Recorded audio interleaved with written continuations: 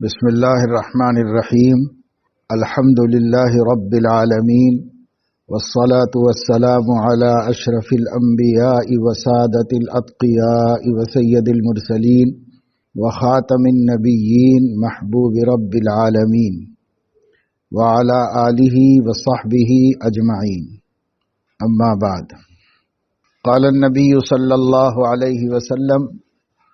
طلب العلم فریضۃ علی کل مسلم او کما قال علیہ الصلاۃ والسلام۔ دین اسلام اللہ تبارک و تعالی شانہ کی طرف سے پوری انسانیت کی ہدایت کے لیے نازل فرمایا گیا ہے، اور سیدنا محمد الرسول اللہ صلی اللہ علیہ وسلم کے ذریعے علماً و عملاً امت تک پہنچا ہے۔ صحابہ کرام رضوان اللہ علیہم اجمعین ہمارے آقا صلی اللہ علیہ وسلم کے براہ راست شاگرد اور تربیت یافتہ ہیں، اور تمام امور میں اس امت کو صحابہ کرام کے نقش قدم پر چلنے اور ان کا امت پن سیکھنے اور اس کے مطابق زندگی گزارنے کا پابند کیا گیا ہے۔ نبی کریم صلی اللہ علیہ وسلم ہادی رہنما ہیں، اور اس امت کو اللہ تعالی کا پیغام پہنچانے کے لیے مبعوث فرمائے گئے ہیں۔ اور جب حضور اکرم صلی اللہ علیہ وسلم نے 23 سالہ وحی کے زمانے میں اپنا نبوی دور گزارتے ہوئے صحابہ کرام رضوان اللہ علیہم اجمعین کو تیار فرمایا اور ان کو ہمارے لیے بہتر نمونہ بنایا، اور ان کو جب بارے میں فرمایا کہ یہ لوگ مثل ستاروں کے ہیں، ان میں سے جس کی بھی اقتداء کی جائے گی ہدایت ملے گی،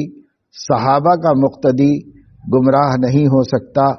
اور صحابہ کے راستے پہ چلنے والا کبھی غلط راستے پر نہیں جا سکتا، کیونکہ تمام صحابہ وہ حضور اکرم صلی اللہ علیہ وسلم کے تربیت یافتہ ہیں، انہی سے علم حاصل کیے ہوئے ہیں، عملی زندگی کو ان کی عملی زندگی کے سانچے میں ڈھالے ہوئے ہیں۔ اتباع کے لیے ان سے بہتر کوئی اسوہ ہمارے سامنے نہیں ہے۔ اسلام علم کی بنیاد پر قائم مذہب ہے۔ اللہ تعالیٰ نے قرآن مجید نازل فرمایا، اور اس کے علاوہ حضور اکرم صلی اللہ علیہ وسلم کو اپنی طرف سے علم عطا فرمایا، جس کی حضور علیہ الصلاۃ والسلام نے اپنے زبان سے بھی اور اپنے عمل سے اور اپنے خلق سے تکمیل فرمائی، اور لوگوں کے سامنے اس کی عملی شکل رکھی۔ یہی ہمارا دین ہے۔ یہی دین سیکھنے کا نام علم حاصل کرنا ہے۔ وہ عقیدے جو حضور علیہ الصلاۃ والسلام نے صحابہ کرام کو سکھائے، وہ عبادتیں جو حضور علیہ الصلاۃ والسلام نے صحابہ کرام کو سکھائیں، وہ معاملات اور وہ معاشرت اور وہ سیرت و عادت جو حضور علیہ الصلاۃ والسلام نے صحابہ کرام کو سکھائیں اور صحابہ کرام نے حضور علیہ الصلاۃ والسلام سے سیکھی، یہ کل ملا کے علم ہے، اور اس علم کا حاصل کرنا ہر مسلمان پر فرض عین ہے بقدر ضرورت۔ مسلمان مرد ہو یا مسلمان عورت، دونوں کے لیے بقدر ضرورت اس علم کا حاصل کرنا فرض ہے۔ یعنی ضرورت کے بقدر ایمانیات سے واقف ہونا، ضرورت کے بقدر عبادات کو سیکھنا اور اس کے احکام و مسائل سے باخبر ہونا، ضرورت کے بقدر معاملات کو درست رکھنے کا علم حاصل کرنا، ضرورت کے بقدر معاشرت یعنی رہن سہن اور اسی طریقے سے اخلاقیات اور عادات کو سیکھنا، اتنا جتنا سیکھنا ہر مسلمان پر فرض عین ہے۔ یہ مرد بھی کے لیے بھی ضروری ہے اور عورت کے لیے بھی ضروری ہے۔ صحابیات جو حضور علیہ الصلاۃ والسلام کے زمانے میں تھیں وہ دین سے بے خبر نہیں تھیں اور ضروریات دین کا ان کو پورا علم تھا۔ وہ کس طریقے سے علم حاصل کرتی تھی؟ حضور اکرم صلی اللہ علیہ وسلم کی نصیحت فرمانے کو سنا کرتی تھی، اور حضور علیہ الصلاۃ والسلام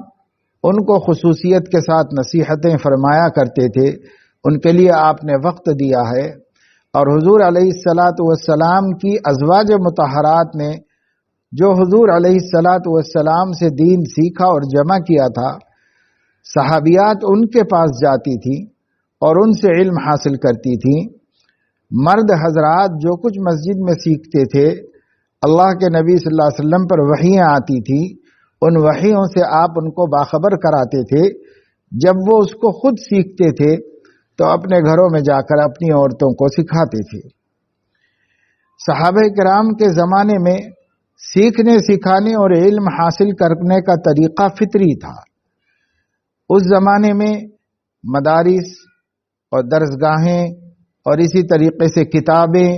اور نصاب وغیرہ حضور علیہ الصلاۃ والسلام کے دور میں نہیں تھا۔ آپ کے دور میں علم حاصل کرنے کا ذریعہ فطری تھا کہ لوگ علم والے کے پاس جاتے تھے اور اس سے علم حاصل کرتے تھے۔ ایک عرصے دراز تک یہی طریقہ چلتا رہا۔ لوگوں کو معلوم ہوا کہ صحابہ فلاں جگہ پر ہیں، صحابہ تک پہنچتے رہے اور تابعین ان سے علم حاصل کرتے رہے۔ بعد والوں کو معلوم ہوا، وہ تابعین تک پہنچتے رہے اور ان سے علم حاصل کرتے رہے۔ اس کے بعد والوں کو معلوم ہوا تو محدثین اور فقہا اپنے سے پہلے والے لوگوں تک پہنچتے رہے اور ان سے علم حاصل کرتے رہے۔ علم حاصل کرنے کے لیے سفر کرتے رہے، علم حاصل کرنے کے لیے علماء تک پہنچنے کی ہر راستے کو اختیار کرتے رہے، ہر مشکل کو برداشت کرتے رہے۔ یہی فطری طریقہ تھا جس سے علم حاصل ہوتا رہا۔ اور عورتوں کو بھی علم حاصل کرنے کے یہی ذرائع تھے۔ بہت سی عورتیں ایسی ہیں جنہوں نے اپنے والد سے علم حاصل کر لیا، بہت سی عورتیں وہ ہیں جنہوں نے اپنے بھائی سے علم حاصل کر لیا، اپنے محرموں کے ذریعے سے وہ علم حاصل کرتے اب بڑے بڑے علماء بنتے تھے۔ آج کے زمانے میں تو مدارس نسوان کے ہونے کے باوجود، عورتوں کی دینی تعلیم کے بہت سے وسائل اختیار کرنے کے باوجود ایسی قابل عورتیں تیار نہیں ہو پا رہی ہیں جیسے کہ اس زمانے میں اس فطری نظام کے مطابق علم حاصل کر کے بہت سی خواتین اس لائق بھی تھیں کہ وہ فتویٰ صادر کر سکیں اور وہ فتویٰ کی توثیق و تصحیح کر سکیں۔ اتنا علم بھی ہوتا تھا، لیکن یہ علم اپنے گھر کے محرموں سے سیکھا ہوا علم ہوتا تھا۔ کسی درسگاہ میں جا کر یا کسی باقاعدہ مدرسے میں پڑھنا پہلے زمانے میں نظر نہیں آتا، تاریخ میں یہ دکھائی نہیں دیتا۔ ہاں، اپنی بستی میں کوئی عالمہ صالحہ قانتہ اللہ کی نیک بندی ہوتی تھی، ان کے پاس جا کر ان کی صحبت میں بھی علم حاصل کر لیا جاتا تھا اور ان سے بھی ضروری باتیں دین کی سیکھ لی جاتی تھی۔ ہماری عورتیں کوشش کرتی تھیں کہ سماج میں وہ دین پہنچ جائے جو ان کے پاس ہے، تاکہ سماج کی دوسری عورتیں، محلے کی لڑکیاں، خاندان کی بچیاں وہ بھی دین سے بے خبر نہ رہیں اور اس سے واقف رہیں۔ اتنا علم کہ قرآن مجید کو صحیح پڑھنا آ جائے اور احکام و مسائل جو ایک مسلمان کو جاننا ضروری ہے اتنے احکام و مسائل سے واقف ہو جائیں، اتنا تو فرض عین ہے۔ اب اس کو علماء کے ذریعے سے باقاعدہ طور پر پڑھا جائے یا پھر یہ کہ سماج میں ایسا ماحول ہو کہ عورتوں کے پاس جا کر عورتیں علم دین حاصل کر لیں۔ ہمیشہ سے یہی ہوتا رہا ہے اور یہی طریقہ ہے کہ عورتیں کسی جاننے والی عورت کے پاس جا کر اس کے ذریعے سے علم حاصل کریں۔ اب ایک صورت یہ ہے کہ پڑھنا لکھنا آتا ہو اور وہ معتبر اور مستند کتابیں اب منگوا کر کے اپنے پاس رکھیں اور اس کے مطالعے کے ذریعے ضروری علم حاصل کریں۔ اتنا علم کہ ہمارا لٹریچر زیادہ تر اردو زبان کے اندر ہے، اور اب مسلمانوں کی بہت بڑی تعداد لڑکیوں کی ایسی ہے جو اردو زبان سے واقف نہیں۔ بعض علاقوں میں، خاص طور سے گجرات کے علاقے میں، بنگال کے علاقے میں، اور اسی طریقے سے بعض دوسرے علاقوں کے اندر عورتیں اپنی علاقائی زبان سے واقف ہوتی ہیں اور اس کی پڑھی لکھی ہوتی ہیں، لیکن بہت سے علاقے ایسے ہیں جہاں پر عورتیں اپنی علاقائی زبان سے بھی واقف نہیں ہوتی، یعنی اس میں پڑھنا لکھنا نہیں جانتی، اور اسی طریقے سے اردو زبان میں بھی باقاعدہ پڑھنا لکھنا ان کو نہیں آتا۔ تو ایسے حالات میں ہمارے لیے اس کے علاوہ کوئی راستہ نہیں ہوتا کہ کہہ سن کر علم حاصل کیا جائے، اور یہی قدیم زمانے میں محفوظ طریقہ تھا کہ جو لوگ جانتے ہیں ان کی صحبت میں رہ کر اور ان کے پاس جا کر پڑھ لکھ کر کے آدمی علم حاصل کر لے اور ان سے پوچھ پاچھ کر کے علم حاصل کر لے۔ یہی پہلے زمانے میں طریقہ رائج رہا ہے۔ اسی طریقے کے مطابق آج بھی سب سے بہتر ہے کہ آدمی عورتیں علم حاصل کریں جاننے والوں کے پاس۔ دیکھیے، حضرت مولانا ابو الحسن علی ندوی رحمۃ اللہ علیہ کی بہن تھی امت اللہ تسنیم صاحبہ، ان کو عائشہ باجی کہا جاتا تھا، اور وہ اپنے گھر کی گھر گھرستی کی کرنے والی خاتون تھی۔ اپنے گھر کے اندر رہ کر وہ اپنے محلے کی عورتوں کو جوڑتی اور ان کو علم دیتی تھی۔ انہوں نے خود علم حاصل کیا ہوا تھا، الحمدللہ عربی زبان بھی سیکھی ہوئی تھی۔ انہوں نے ہی ریاض الصالحین کا ترجمہ زاد سفر کے نام سے کیا، اور جس کو انہوں نے بہت سی عورتوں کو پڑھایا اور بہت سی لڑکیوں کو اس کی تعلیم دی۔ تو اگر آپ غور کریں گے تو پتہ چلے گا کہ ہمیشہ سے کچھ اللہ کی نیک بندیاں سماج کی اور خاندان کی بیٹیوں کو پڑھانے کی فکر کرتی رہی ہیں، اور زبانی طور پر ان کو علم ملتا رہا ہے یا کسی کتاب کو سنا کر اس طریقے سے علم حاصل کیا جاتا رہا ہے۔ ایک اخیر دور میں ایک بڑا طبقہ وہ ہے جن کو بس گھر کے اندر بہشتی زیور پڑھا دیا جاتا اور قرآن مجید کا پڑھنا سکھا دیا جاتا تھا، تو وہ قرآن مجید پڑھنا جانتی تھیں اور اس ایک کتاب کے ذریعے سے بقدر ضرورت علم دین حاصل کر لیا کرتی تھیں، اور ایک اچھی مسلمان اور فرما بردار بندی کی حیثیت سے زندگی گزارنے میں کامیاب ہوئیں۔ ایسی کتنی عورتیں ہیں جنہوں نے پھر اپنی اولاد کی تربیت میں کامیابی حاصل کی ہے۔ اسی طریقے سے بہت سے اہل اللہ ہیں جن کے بارے میں ہم تاریخ جب پڑھتے ہیں تو پتہ چلتا ہے کہ ان کے والدین کا، والد کا انتقال ان کی کم عمری میں ہو گیا، اور پھر والدہ ہی نے ان کی تعلیم کا انتظام کیا، تربیت کا انتظام کیا، خود پڑھایا، خود قابل بنایا، خود اللہ سے جوڑا، خود ان کے اندر اخلاق و تربیت پیدا کی۔ تو اصلاً تو یہ ہونا چاہیے کہ ہمارے گھر میں ہر عورت اس لائق ہو کہ اپنے گھر کی بیٹیوں کو وہ خود دین سکھائے اور دین کی تعلیم و تربیت کرے، جس سے ان کو کہیں جانے کی ضرورت بھی نہ پڑے اور ان کا ماحول گھریلو ماحول رہے اور اپنے گھر کے ماحول کے اندر علم دین حاصل کرتی رہیں۔ اس کے لیے پھر آگے چل کر ادھر چند دہوں میں، ایک دو دہائیوں کے دوران میں بہت تیزی کے ساتھ ہر علاقے میں لڑکیوں کے مدارس کا سلسلہ شروع ہوا اور وہ پھیلتا چلا گیا۔ اس میں بھی کچھ نصاب بنا کر باقاعدہ طور پر پڑھایا جاتا ہے، کچھ مرد پڑھانے والے ہوتے ہیں، بعض جگہ عورتیں خود عالمات ہوتی ہیں تو کچھ وہ پڑھاتی ہیں، اور کچھ اہم کتابیں ہوتی ہیں تو باہر پردے سے مرد حضرات پڑھاتے ہیں اور ان سے علم حاصل کر لیا جاتا ہے۔ علم کے سلسلے میں یہ ہے کہ علم ایک بہت نازک چیز ہے اور بہت ہی احتیاط کے ساتھ حاصل کی جانے والی دولت ہے۔ ابھی مولانا نعمانی صاحب نے شروع میں حضرت محمد ابن سیرین رحمہ اللہ کا قول نقل کیا تھا کہ ان ھذا العلم دینکم فانظروا عمن تأخذون دینکم، دیکھو، دیکھ کے علم حاصل کرو، کس سے علم لینا چاہیے، اس کو دیکھ کر सोच समझ कर, और जब तक एतबार ना हो जाए कि हमें इल्म देने वाला या इल्म देने वाली खुद अपना सही इल्म अपने पास रखती है, उस वक़्त तक किसी से इल्म हासिल नहीं करना चाहिए। कुरान करीम में अल्लाह रब्बुल इज़्ज़त ने सहाबे किराम को भी मना किया था कि वो अहले किताब से दीन के बारे में गुफ्तगू न करें, इसलिए उनसे दीनी गुफ्तगू करेंगे तो चूंकि वो बदअकीदा हैं तो बदअकीदगी की वजह से हमारे अकायद भी खराब होंगे, बल्कि जब किसी से इसके बाद भी कोई खिलाफ वर्जी हुई तो अल्लाह ताला ने भी दूसरी वही के जरिए से फरमाया कि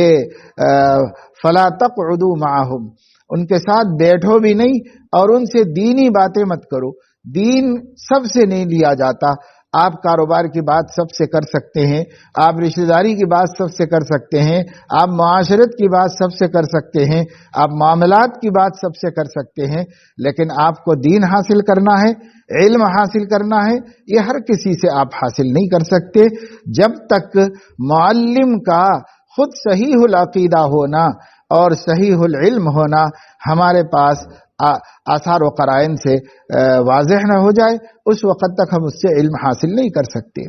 इसी तरीके से हज़रत अब्दुल्ला इब्न मुबारक रहिमहुल्लाह से ये बात मनक़ूल है कि उन्होंने फरमाया कि हादल हदीसु दीनुकुम, ये हदीसें तुम्हारा दीन है, तो देख के परख के और इत्मीनान करके उनसे हासिल करो कि ये रावी से इल्म लिया जाना चाहिए या नहीं लिया जाना चाहिए, किस रावी से इल्म हासिल करना चाहिए, यानी मुहद्दिसीन के लिए उन्होंने ये नसीहत फरमाई। इसी तरीके से हजरत अब्दुल्ला इब्न अब्बास रजी अल्लाह ताला अन्हुमा से ये बात हदीस की किताबों में आई है कि उन्होंने भी ये बात फरमाई कि देखो ये हदीसें इल्म है, ये नमाज इल्म है, ये तुम्हारा दीन है, नमाज तुम्हारा दीन है, ये इल्म तुम्हारा दीन है, और ये रोज़ा तुम्हारा दीन है, ये सब चीज़ें दीन है। फंजुरू अम्मन ताखुज़ून दीनकुम, ये दीन का इल्म हासिल करो उनसे जो मुस्तनद हैं और मोतबर हैं, जिन पर उलमा ने एतमाद किया है कि इनका इल्म देना और इनका इल्म पहुंचाना ये सही है, क्योंकि उनके पास इल्म मुस्तनद और मोतबर ज़राए से आया है। इसी वजह से हमारे यहाँ शख्सी मुताला और सेल्फ स्टडी वाले इल्म को कभी भी मोतबर नहीं समझा गया, इसलिए कि ये इल्म जो आदमी हासिल करता है ये अपनी अपनी समझ के मुताबिक इसको समझता है और इसको बड़ों से और सलफ़ सालिहीन से इस्तिनाद हासिल नहीं होता और एतमाद हासिल नहीं होता। तो वो इल्म जो सलफ़ से जुड़ नहीं रहा है और वो इल्म जो पीछे से नहीं आ रहा है, उस इल्म का एतबार नहीं है, और उस इल्म को हासिल करके आदमी सिरात मुस्तकीम पर गामजन होने के बजाय गुमराही के रस्तों की तरफ निकल जाता है। इस वजह से जब तक कोई भी हमको इल्म दे उस इल्म की सनद न हो और वो इल्म सलफ से मनकूल और मरवी न हो, किसी के भी अपनी अक्लें, अपनी अकल, अपनी समझ, अपना दावा और अपनी बातें ये इल्म कहलाने के काबिल नहीं होती। इल्म वही है जो सलफ से खलफ तक चला आ रहा है, तवातुर के साथ और तवारुस के साथ, वही इल्म है। उसी इल्म को अपने अपने इलाकों और अपने अपने ज़मानों और अपने अपनी ज़बानों के सहूलत के एतबार से समझाया जा सकता है, लेकिन इल्म होना चाहिए मुस्तनद और मोतबर, यानी सलफ से मनकूल इल्म जो पीछे से चला आ रहा है, तामुल और तवारुस के ज़रिए से उसी इल्म का एतबार किया जाता है। जाहिर है कि एक आम औरत जो दीन से दूर है और दीन से बेखबर है, उसे इन तफसीलात को न समझाया जा सकता है और वो न समझने की अहल है, लेकिन उस औरत को भी चाहिए कि वो अपने इलाके के उलमाए किराम जहाँ से मशवरा करे और वो जिस जगह इजाज़त दे वहाँ जाकर के इल्म दीन हासिल करे। इल्म दीन हासिल करना तो बहरहाल ज़रूरी है, मर्द पर भी ज़रूरी है, औरत पर भी ज़रूरी है। मर्दों के लिए इस दौर में बहुत सी सहूलतें हैं और औरतों के लिए इस दौर में सहूलतें बहुत कम हैं। इल्म दीन हासिल करने का एक मोतबर तरीक़ा ये भी है कि औरतें किसी जगह पर जमा हो जाएं और किसी मुस्तनद आलिम दीन को बुलाया जाए और वो मुख्तलिफ ज़रूरी मौज़ूआत के ऊपर थोड़ा थोड़ा लोगों के सामने बयान करें اور اسے دھیان اور توجہ سے سنا جائے اور اس کے مطابق اپنے عقیدے درست کر دیں، اور جب عقیدوں پر گفتگو ہو جائے تو پھر عبادات کے سلسلے میں ضروری باتیں بیان ہوں اور اس کو عورتیں محفوظ کریں اور اس کے مطابق عمل کریں، اس واسطے کہ بہت کم جگہیں ایسی ہیں جہاں پر ایسی خواتین موجود ہیں جو مستند اور معتبر طریقے پر دین پہنچانے کا کام کر رہی ہے۔ ایسی معلمات بہت کم تعداد میں پائی جاتی ہے، اس لیے علماء کرام سے عورتیں بھی علم حاصل کر سکتی ہیں۔ اجتماعی طور پر وہ جمع ہوں اور پردے کے ساتھ کوئی عالم دین ان کو ایمانیات کے بارے میں بقدر ضرورت بتائے اور اسی طرح عبادات کے بارے میں بتائے اور اچھے رہن سہن اور اچھی معاشرت کے بارے میں اللہ کے نبی صلی اللہ علیہ وسلم کی مبارک تعلیمات کا مذاکرہ ہو۔ ان مذاکروں سے بھی علم حاصل ہوتا ہے۔ علم کے لیے کتاب لے کے بیٹھنا کوئی ضروری نہیں ہے، علم کے لیے بس جاننا ضروری ہے کہ کیا کیا اللہ تعالیٰ نے ہمیں پابند کیا ہے، کن کن باتوں کا، اس کو علم حاصل کرنا چاہیے۔ حضور اکرم صلی اللہ تعالی علیہ وسلم کے دور میں خواتین کو حضور علیہ الصلاۃ والسلام نے بھی نصیحتیں فرمائی ہیں اور انہیں بطور خاص مخاطب کر کے ان کی جو اہم اور ضروری اصلاح کی باتیں ہوتی تھی آپ نے بیان فرمائی۔ اسی سے ان کی تربیت بھی ہوئی، ان کے عقیدے بھی اسی طرح بنے کہ ان کے گھر کے مرد ان کو وہ سب باتیں بتاتے تھے جو باتیں اللہ کے نبی صلی اللہ علیہ وسلم مسجد میں سناتے تھے۔ اور حضور علیہ الصلاۃ والسلام سے صحیح بخاری میں حدیث موجود ہے کہ آپ صلی اللہ علیہ وسلم نے عیدین کا خطبہ دیا، عید کا خطبہ دیا، اور عید کے خطبے کے بعد آپ نے حضرت بلال رضی اللہ تعالیٰ عنہ سے فرمایا کہ شاید میری آواز عورتوں نے نہیں سنی، چلو ہم عورتوں کے پاس جا کر انہیں کچھ سناتے ہیں۔ چنانچہ حضور علیہ الصلاۃ والسلام وہاں گئے جہاں پر عورتیں بیٹھی ہوئی تھی اور وہاں جا کر آپ صلی اللہ علیہ وسلم نے انہیں مخاطب کیا اور ان سے ایسی باتیں بیان فرمائیں جو ان کی تربیت سے متعلق تھی اور ان کی اصلاح سے متعلق تھی۔ چنانچہ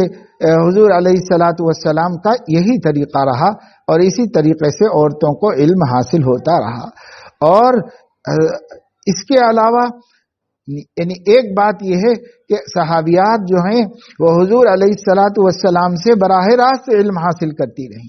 دوسری بات یہ ہے کہ اپنے گھر کے محرم خود آ کر ان کو سناتے رہے جس سے ان کو علم حاصل ہوتا رہا۔ اور تیسری بات یہ ہے کہ وہ صحابیات میں جو لوگ سکھانے والی تھیں بالخصوص امہات المومنین ان کے پاس جاتی اور ان سے جا کر کے علم کے مسائل پوچھتی، علم حاصل کرتی اور دین کی باتیں معلوم کرتی، تو پوچھ پوچھ کر علم حاصل کر لینا یہ ایک طریقہ ہے جو بہت آسان طریقہ ہے۔ حکیم الامت حضرت مولانا اشرف علی تھانوی رحمۃ اللہ علیہ نے تمام مسلمانوں کو ایک دینی اور اسلامی زندگی گزارنے کے واسطے جو 40 اہم نصیحتیں فرمائی ہیں جو بہشتی زیور کے میں بھی چھپی ہوئی ہیں، علیحدہ بھی چھپے ہوئے ہیں کہ ہر مسلمان کو رات دن اس طرح رہنا چاہیے، اس عنوان سے جو حضرت نے نصیحتیں فرمائی اس کے اندر پہلا نمبر ہی یہی ہے کہ ضرورت کے موافق دین کا علم حاصل کرے، خواہ کتاب پڑھ کر خواہ علماء سے پوچھ پاچھ کر۔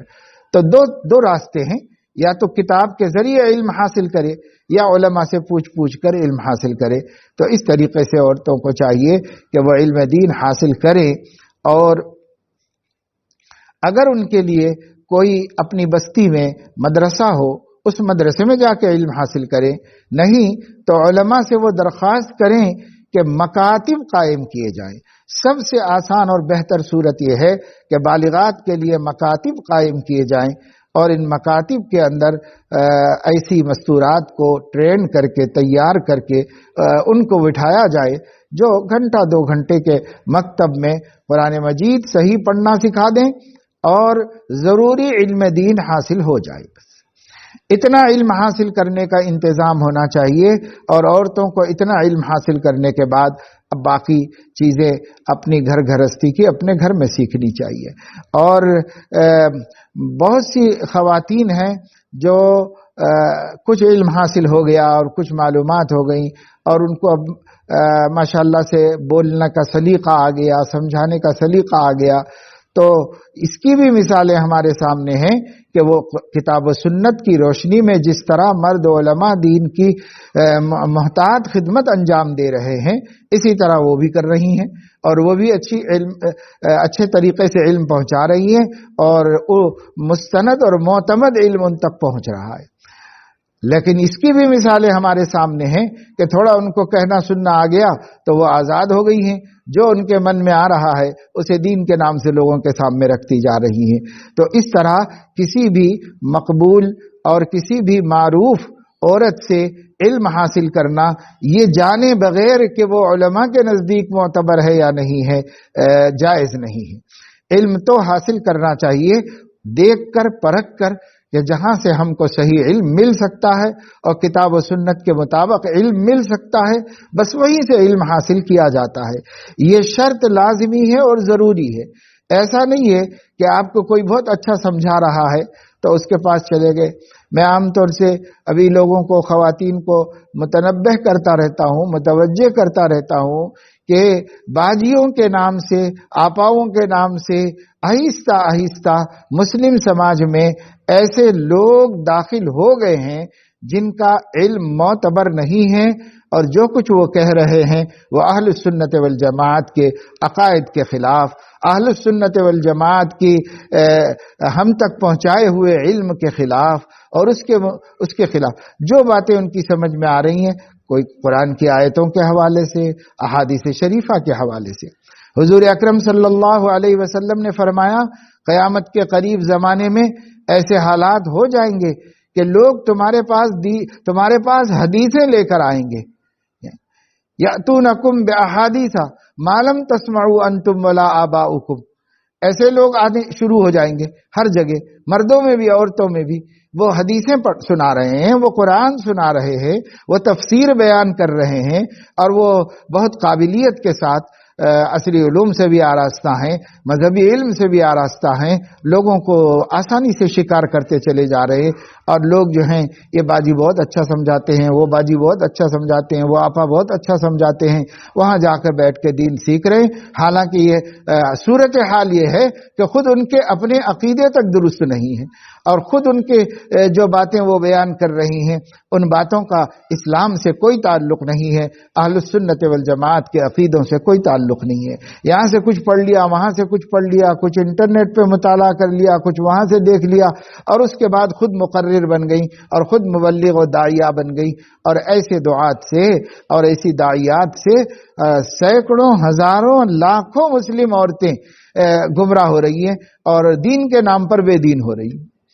तो इस वजह से भाई दीन के सिलसिले में ये तो है कि हर एक को इल्म दीन हासिल करना है, लेकिन उसके साथ ये भी शर्त है कि वो इल्म दीन मोतबर जरिए से हमको हासिल हो। हर किसी मुद्दई से इल्म दीन हासिल नहीं किया जा सकता। और मर्दों में चूंकि इस तरह गुमराही फैलाने वाले या गुमराही की बातें करने वाले कोई खड़े हो जाते हैं तो बहुत आसानी से पकड़ में आ जाते हैं, और उसका नतीजा यह होता है कि फिर उलमा उनका इस्तिदराक करते हैं, उनकी गिरफ्त पकड़ करते हैं, या तो वो सही होते हैं या तो उनकी गुमराही वाज़ेह हो जाती है, और उसके बाद मुसलमानों को उनसे बचने के लिए कह दिया जाता है। लेकिन औरतों में ये चीज़ बहुत देर से सामने आती है, इसलिए कि औरतें आपस में सीखती सिखाती रहती हैं और लोगों को पता नहीं चलता, और मर्दों को और उलमा तक बात पहुंच नहीं पाती कि हो क्या रहा है। जब काफी दिन गुजर जाते हैं और उसके बाद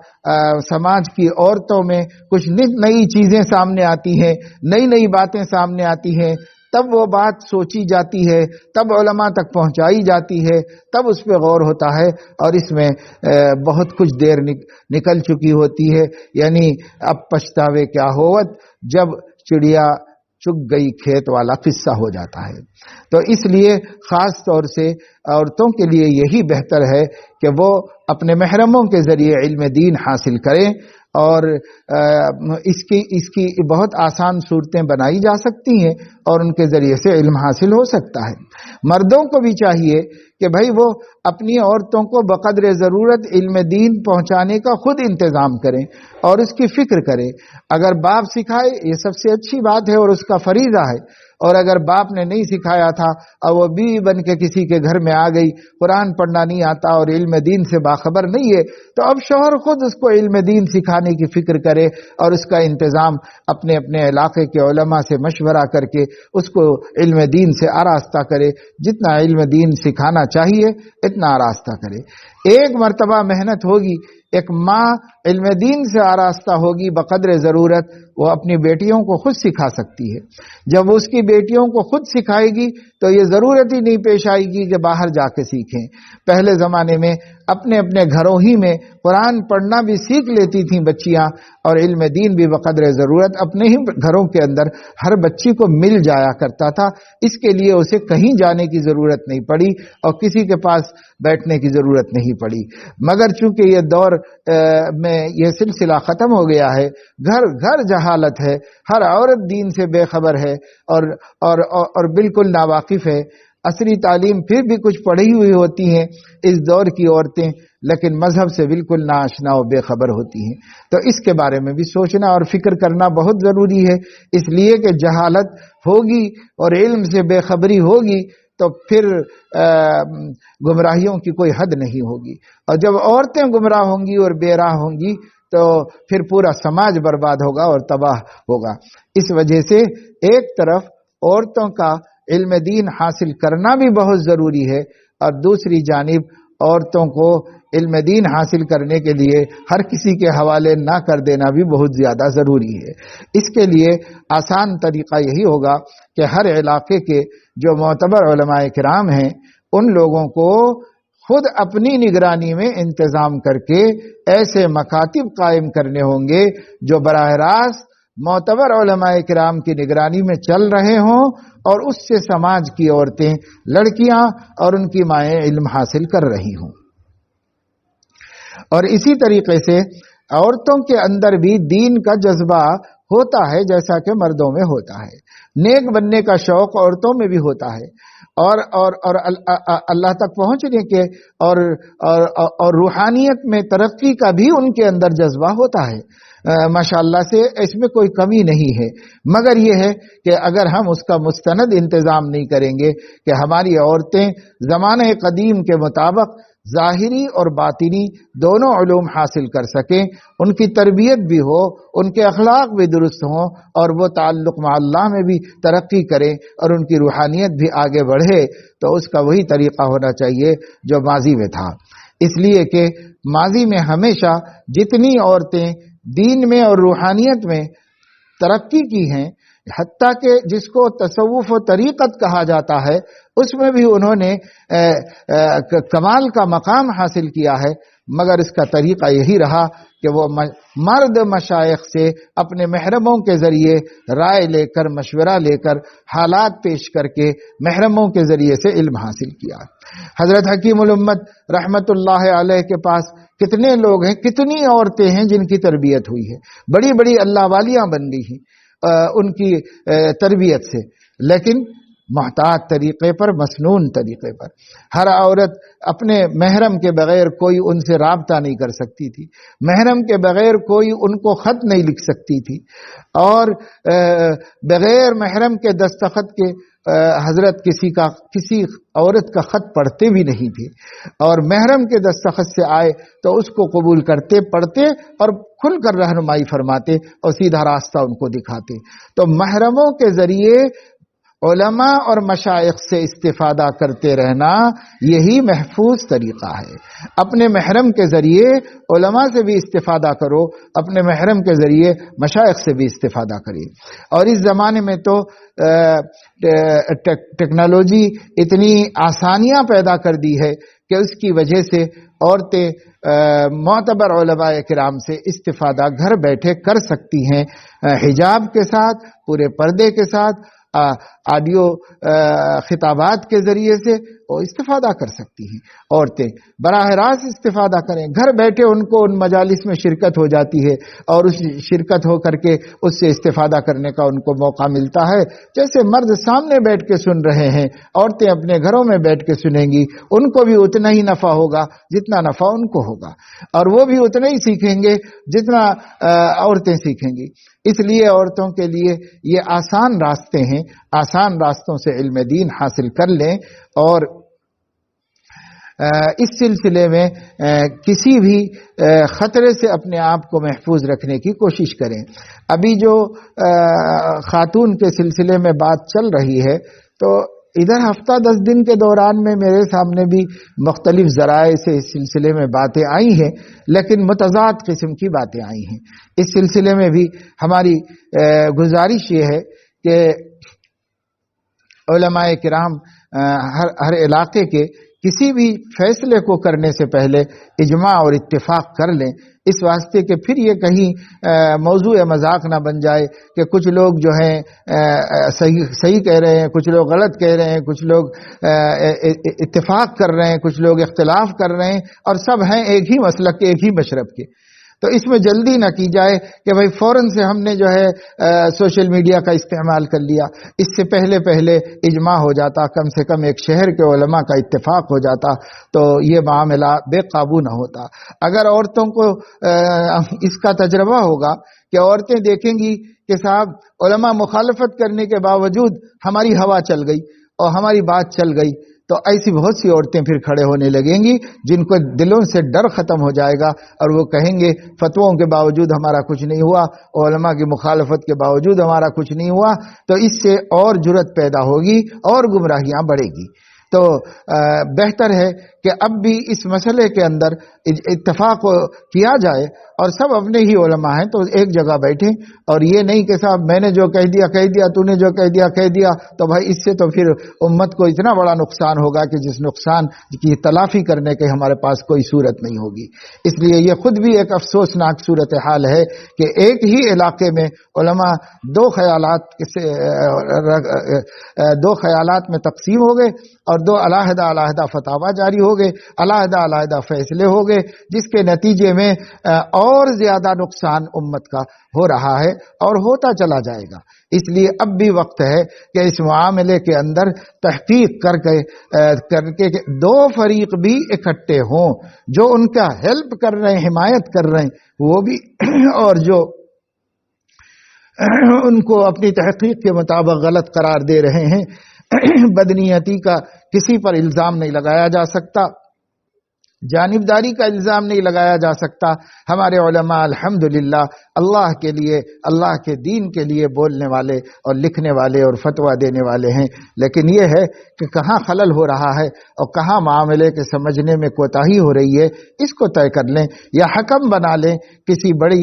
شخصیت کو، جیسے وہاں اس علاقے میں حضرت مفتی احمد خان پوری صاحب